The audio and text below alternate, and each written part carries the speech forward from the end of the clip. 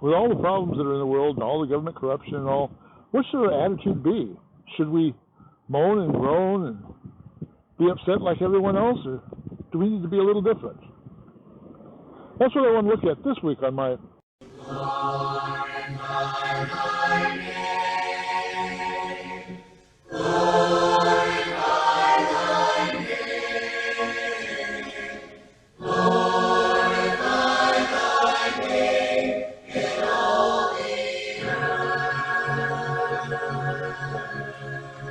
Hello, my name is Mike Ray, and welcome to another 5-minute message. This week I want to look at a verse that I find very intriguing and very encouraging. And that's in Proverbs chapter 17, verse 22. It says, "A joyful heart is good medicine, but a crushed spirit dries up the bones." Can you imagine a crushed spirit, being depressed, being angry, being down in the dumps? It crushes the spirit. It doesn't do us any good. It makes things worse. But a joyful heart, it's like medicine. It makes us feel better. It helps us get through when times are tough. In Proverbs chapter 12, verse 25, he also said that anxiety in a man's heart weighs him down, but a good word makes him glad. When you're feeling down in the dumps and all you do is reinforce that with more negative moaning and groaning, having other people tell you how bad things are, it just weighs you down. It makes it harder and harder to get through the day. But just a good word will cheer you right up. But how do we do that when things are so tough? Well, take a look at Ecclesiastes chapter 9, verse 9. It says, "Enjoy life with a wife whom you love, all the days of your vain life that he has given you under the sun, because that is your portion in life, and in your toil at which you toil under the sun." To put it in today's language, be happy with what you got.